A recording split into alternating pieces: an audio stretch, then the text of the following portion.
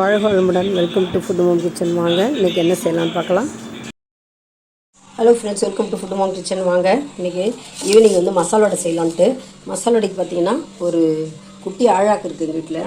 அந்த ஆழாக்கில் ஒரு அழாக்கு வந்து கடலைப்பருப்பு, கால் அழாக்கு வந்து நம்ம ரேஷனில் கொடுக்குறாங்க பாருங்கள், துவரம்பருப்பு ஒன்று கொடுக்குறாங்க.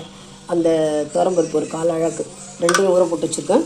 நம்ம உடனே செய்யணுன்னா கொதிக்க வெந்நீர் ஊற்றினா டக்குன்னு அரைச்சிடலாங்க. கொஞ்சம் தண்ணி ஊற்றி ஊற வச்சோம்னா ஒரு 1 hour ஆகுதுன்னா கொதிக்க வெந்நீர் ஊற்றினோம்னா ஒரு 1/4 மணி நேரத்தில் நம்ம செஞ்சிடலாம். இப்போ நான் அந்த மாதிரி தான் கொதிக்க தண்ணி ஊற்றி வச்சுருக்கேன்.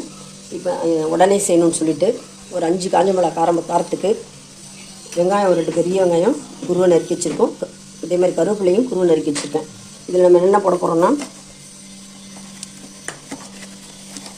சோம்புத்தூள் 1 ஸ்பூன், சோம்புத்தூள் சின்ன ஸ்பூனு, நல்லா 1/2 ஸ்பூனாக 2 தடவை போட்டுக்கிறேன். இதேமாதிரி பெருங்காயம் ஒரு 1/2 ஸ்பூன் பெருங்காயம் போட்டுக்கலாம். அதுதான் இப்போ நம்ம இதை அரைச்சிட்டு பார்க்கலாம். தண்ணி ரொம்ப சூடாக இருக்குது, வடிகட்டிட்டு அதில் போட்டு அரைச்சிட்டு பார்க்கலாம்.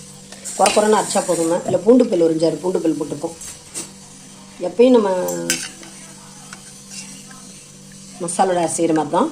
இது உடனே செய்யறதுக்காக கொதிக்க வெந்நீர் ஊற்றி ஊற வச்சுருக்கேன். இது ஒரு நல்ல டிப்ஸ் இல்லைங்களா. நீங்கள் மெதுவடை செய்யணுன்னாலும் சரி, இது மாதிரி மசாலோட செய்யணுன்னாலும் கொதிக்க வெந்நீர் ஊற்றிங்கன்னா சீக்கிரம் ஊறிவிடும்.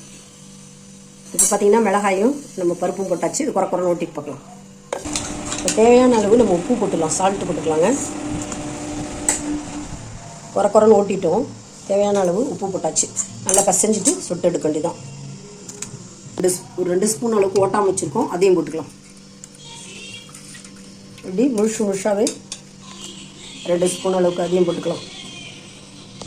கொஞ்சம் அரிசி மாவும் நம்ம போட்டுக்கலாம். எண்ணெய் குடிக்காமல் இன்னும் நல்லா கிறிஸ்பியாக முறன்னு இருக்கிறதுக்காக அரிசி மாவு போட்டுக்கிறோம். இந்த மாதிரி நம்ம உருட்டி வச்சிட்டோம்னா ஈஸியாக இருக்கும் பிடிக்கிறதுக்கு, சுடுறதுக்கு.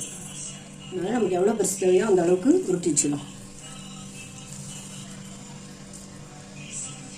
இப்போ கடாயில் எண்ணெய் ஊற்றியாச்சு, நல்லா காஞ்சிடுச்சுங்க. நல்லா சுட்டு ஹீட் ஆகிடுச்சா பார்க்கலாம். ஹீட் ஆகிடுச்சு பாருங்கள், பொரிஞ்சு வந்து இந்த வடையும் தட்டி போட்டுற வேண்டியதான்.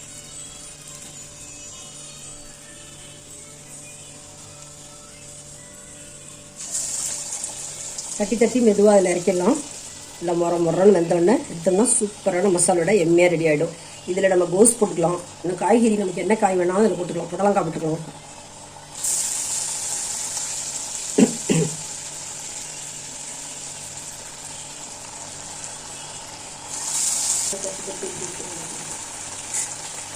நல்லா வந்துட்டுருக்கு. நல்லா முறன்னு கிறிஸ்பியானு எடுத்து வேண்டியது தான்.